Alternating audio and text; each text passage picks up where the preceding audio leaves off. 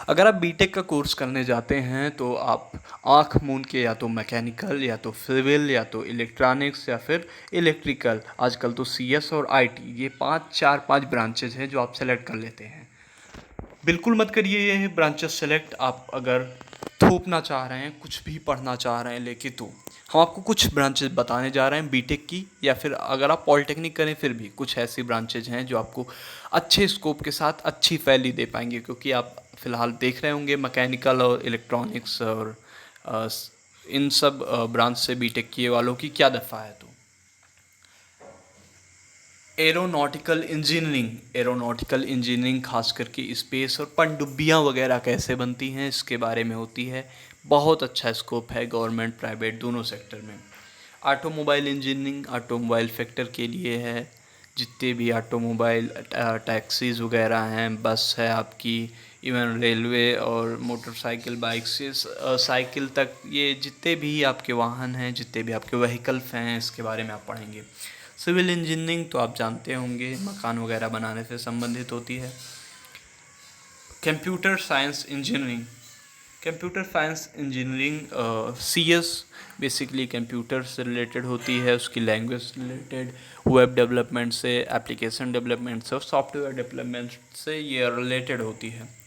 Biotechnology engineering एक अच्छा कह सकते हैं सब्जेक्ट है, अच्छी स्ट्रीम है। अगर आप बायोटेक में अपना कैरियर बनाना चाहते हैं, बायोटेक का मतलब ये हुआ कि जीन्स वगैरह से रिलेटेड अगर रिसर्च वगैरह करना चाह रहे हैं, या फिर जेनेटिक्स से रिलेटेड जितने भी एक्सपेरिमेंट्स वगैरह होते हैं वो बायोटेक के अंतर्गत आते हैं।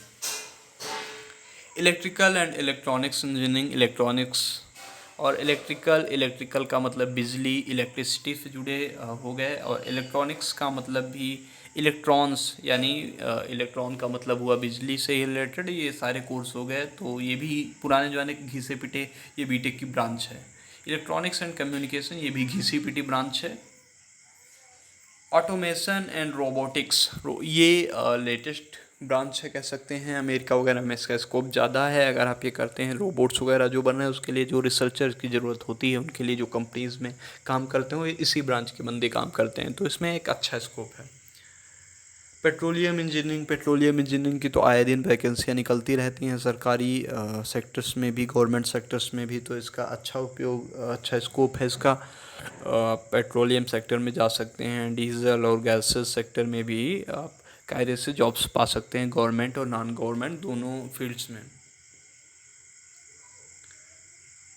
इंस्ट्रूमेंटेशन इंजीनियरिंग, आप इंस्ट्रूमेंट्स वगैरह कैसे बनाते हैं, हर फील्ड्स के इंस्ट्रूमेंट, इवन गिटार से लेके और जितने भी बड़े बड़े ऑटोमोबाइल सेक्टर में भी जितने छोटी बड़ी मशीनों की ज़रूरत होती है, या ये सारे कुछ जितने इंस्ट्रूमेंट डिज़ाइन करने होते हैं, इसमें इंस्ट्रूमेंटेशन इंजीनियरिंग में इंडिया के साथ फॉरेन में भी इसका ठीक ठाक स्कोप है।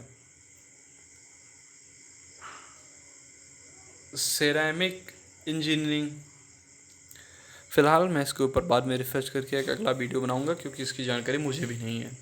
केमिकल इंजीनियरिंग खास करके लैब्स वगैरह में आप जॉब पा सकते हैं करने के बाद। आप इसके बाद